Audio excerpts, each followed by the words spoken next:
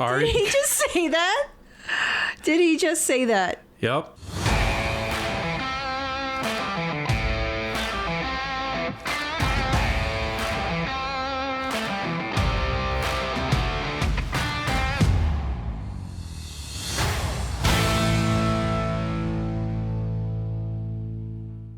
This party has been focused on making sure we get the right voices to represent their communities, to meet Canadians where they are, and to solve the challenges they're facing.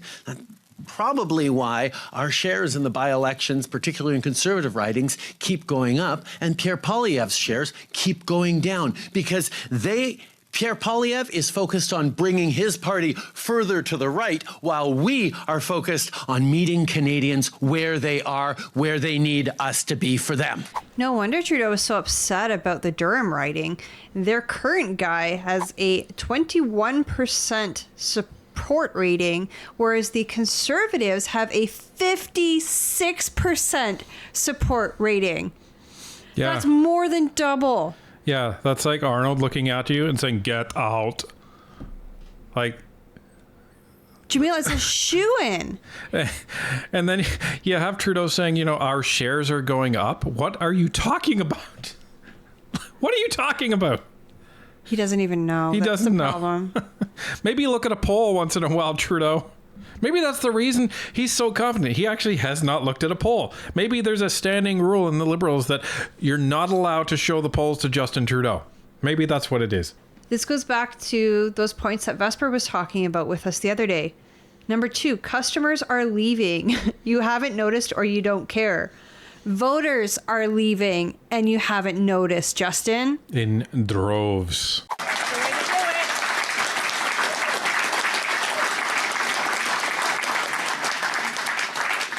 I mean, as we all return to Ottawa to do the work of the coming parliamentary session, we face a lot of responsibilities, a lot of different challenges, but our fundamental job, as I've said a few times, as I've been saying since 2015, is to be the voice of your community here in Ottawa and not the other way around. And that's how, like Canada, this team is so effective because of its differences. Wait, so if I follow your logic, you're saying that the Liberal caucus is really good at being in tune with their constituents and bringing the values and desires and demands of their constituents to Ottawa, not the other way around, and that they're very, very effective at doing that. So if that was the case, why are you getting murdered in the polls?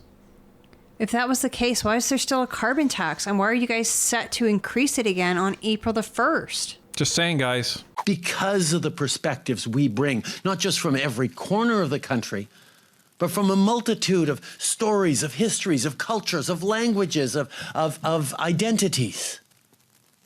Who we are is our greatest strength. And that perhaps is why the Conservatives try to spend so much time breaking that down, highlighting that rigorous, robust conversation is somehow a weakness, that the only strength can be when everyone speaks like dear leader. Did he just say that?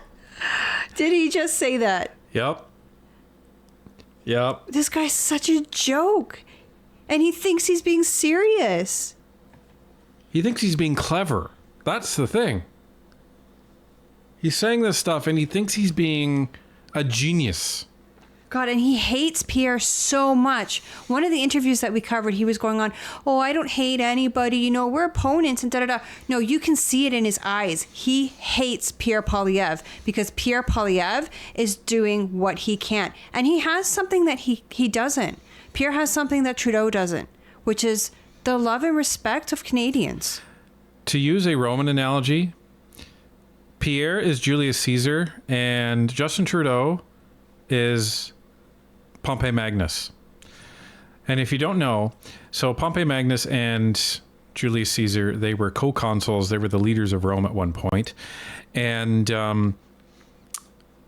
while Pompey Magnus stayed in Rome and wasted his time, Julius Caesar went out conquering foreign lands and getting rich, gathering power, gathering resources. And then when he came back to Rome,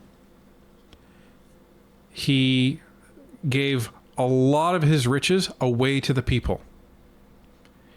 And then he ended up stealing Pompey Magnus's most prized possession, and that was the love of the people. So what happened over the summer? Pierre went on a road trip. And he went to all of the different provinces, cities everywhere. And he's still touring. He was in BC last week, and from what we've heard, that he will continue to have rallies and visit people and interact with Canadians, just all of us. Yeah, he's on a mission. And what did that result in? Stealing Trudeau's most prized possession, the love of the people. And we won't get to the end of Julius Caesar's story, but at the beginning here, nobody really remembers Pompey Magnus like they remember Julius Caesar. So, just saying, things aren't going to end well for you, Justin. The idea that you have 338 Canadians who come together to share the perspectives, the hopes, the dreams, the concerns, the priorities of their citizens, so that we can all figure it out as a parliament and keep delivering on the better future. That's at the heart of what democracy is. And it's more important now than ever because the world is in such a difficult place. Because Canadians are seeing their paychecks just don't go as far as they used to. And why is that? Yeah, you're going to blame conservatives for that one too? Because people know that even though wages are rising, they're really worried about, renegotiating their mortgage as it comes up for renewal with interest rates as high as they are. But interest rates are at historic lows, Glenn. Interest rates are at historic lows, Glenn. You can just put it on credit. Yeah, we borrow so you don't have to. Man, those words are coming back to bite him. This guy got his financial advice off of Wish. The opposition, they don't have a lot of advantages in opposition, but one of them is you get to talk only about what you want to talk about. And you get to avoid talking about things that you don't feel you need to talk about or don't want to talk about. Governments get to talk about and have to talk about everything. And that's right, because we're in charge of so much. But the opposition, particularly this conservative opposition, they choose not to talk about a whole bunch of things. They'll gladly not talk at all about Ukraine or about Russia. They'll yell about climate, but they won't talk about where global investors are looking for places to invest, to create jobs, to create opportunities, whether it be in St. Thomas, Ontario, whether it be in Saint-Hilaire, whether it be with Dow Chemical in Alberta, whether it be anywhere across the country where serious investments are coming in. Indeed, since 2015, we've seen foreign direct investment increase by over 60% in Canada because the world is looking at what Canada is doing. Do you really get to call it an investment when you literally pay them to come here? I don't think you get to call it investment. Trudeau does. He keeps talking about, the Windsor investment. You paid them $15 billion. Of our taxpayer money, folks. Remember, governments don't have their own money. They take it from us. So, how is that investment? That's like saying, hey, come and invest in my lemonade stand. Come invest $10 in my lemonade stand. I'll give you $15 to do it. You're out $5. You're at a loss. This is the fiscal responsibility of the Liberal government. But conservatives won't talk about that. They don't talk about the solutions that they're proposing, because they have none. They don't talk about how they're going to solve the challenges that Canadians are facing. Our work is to strengthen the middle class and support those working hard to join it. That's what we've been focused on for 8 years. That's what we're going to continue to do. And that's actually how we've made it through times of extraordinary turbulence over the past years. That's funny. You guys are eradicating the middle class faster than any government in my memory, at least. Yeah. If your focus has been the middle class, then, oh, wait, you're doing a terrible job. Oh, wait, that's what all of Canadians are saying in every single poll. That's why only 9% of Liberal voters want you as the Prime Minister. Great job. And we're beginning to see and feel that turbulence decrease and the clear landing come into view.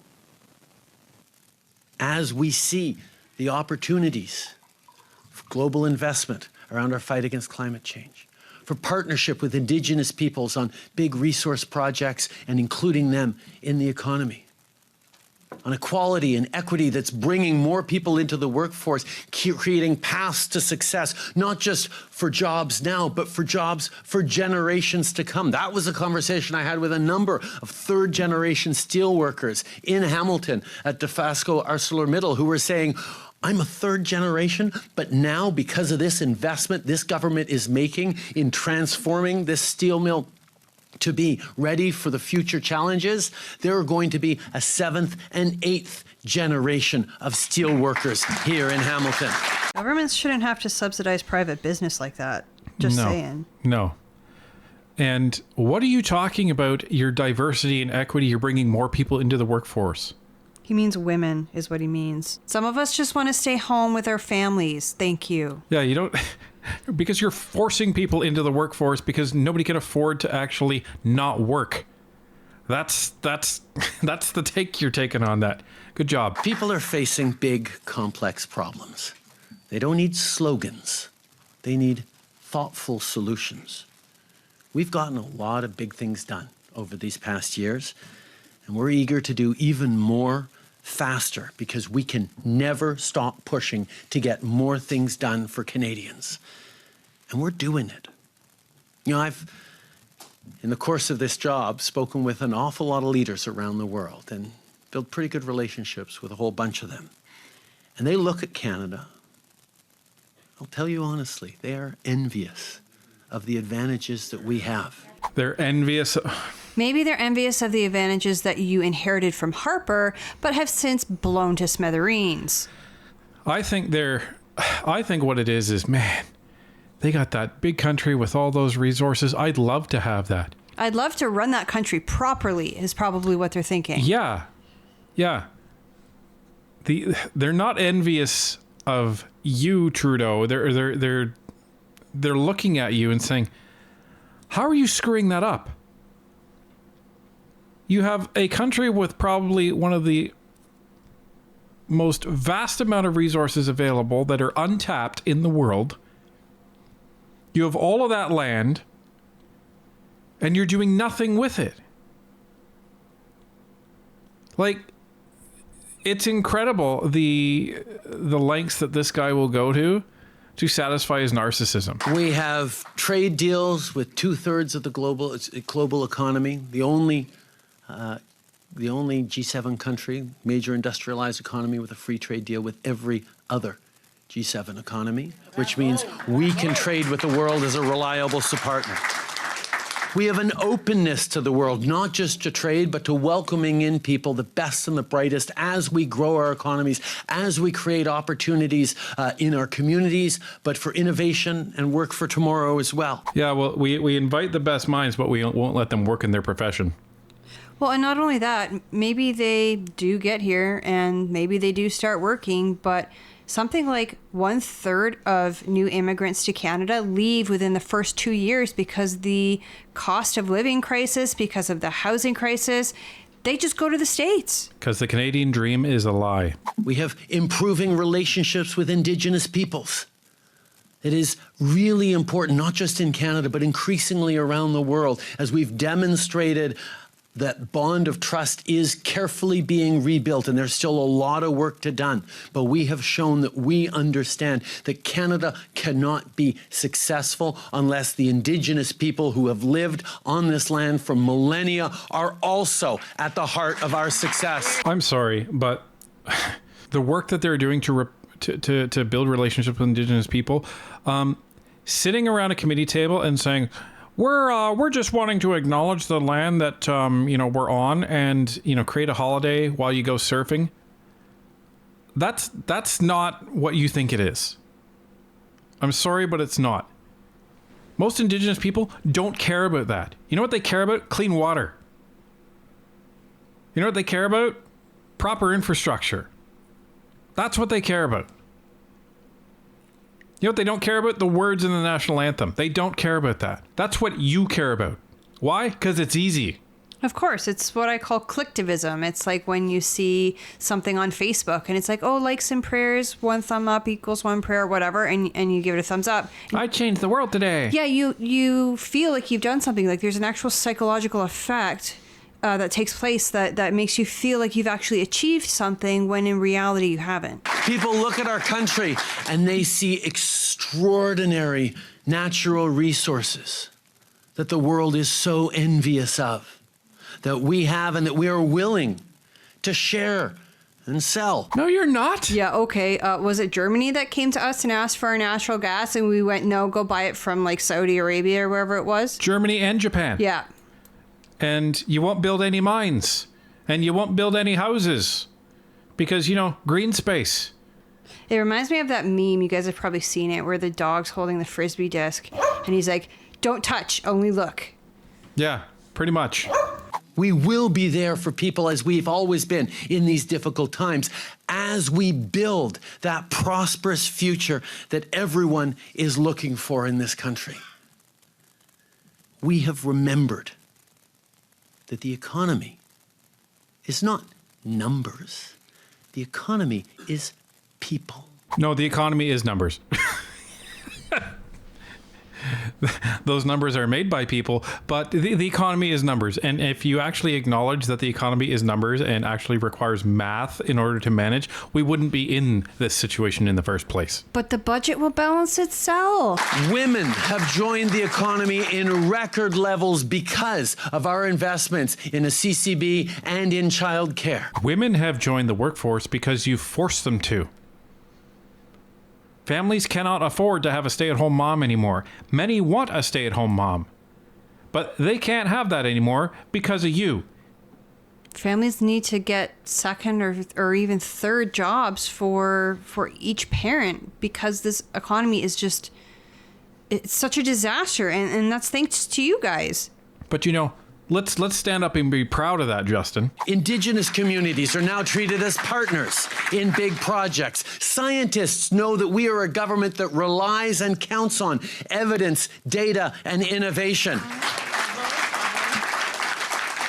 And our economic policies, including and especially our climate policies, are drawing in global investors to the degree that in the first half of last year, we were third in the world after the US and Brazil when it comes to foreign investment in Canada, because the world sees what Canada and Canadians are succeeding in doing. Wait a minute, did he just say for the first part of last year?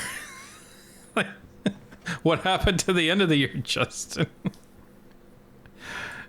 I remember them toting that out. We're the third most. And then now it's a qualifier for the first half of last year.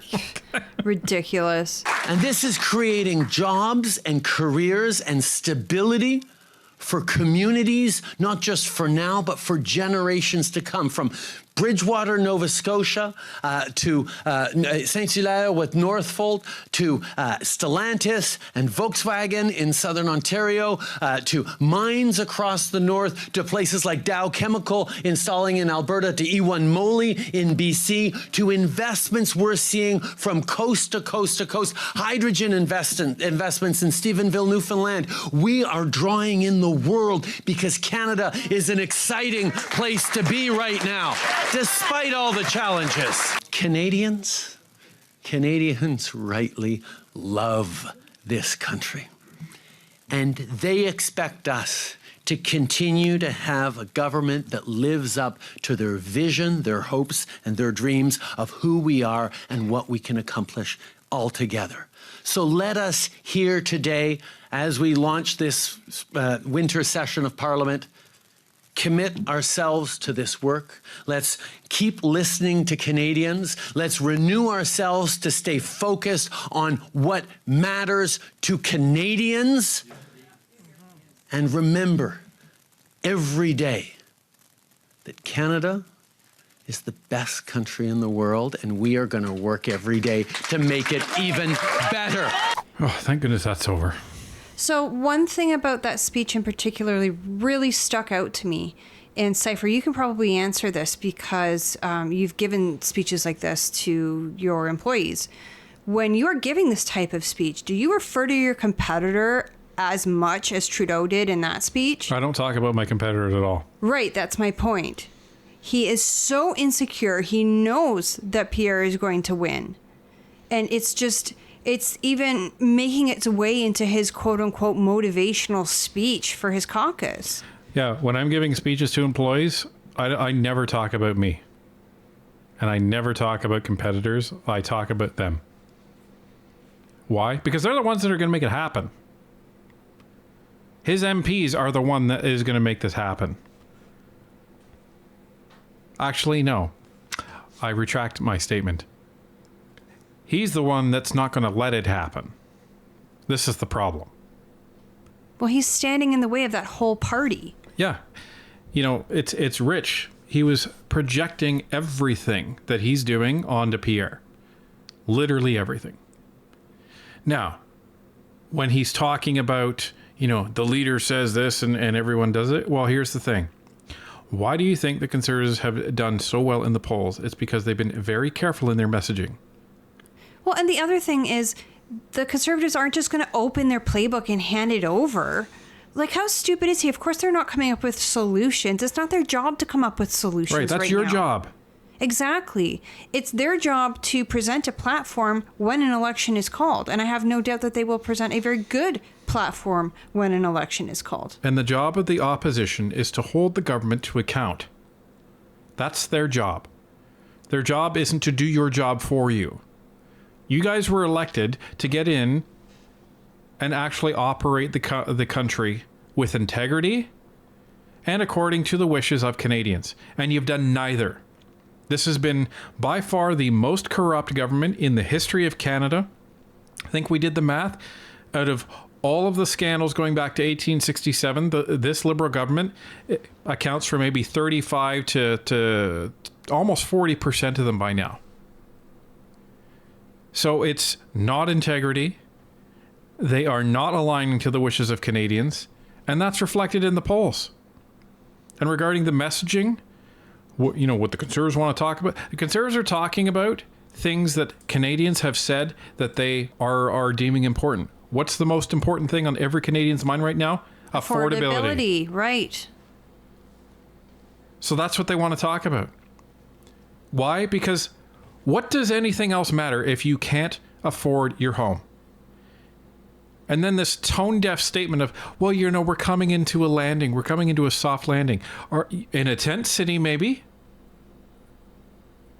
You have record tent cities around the country.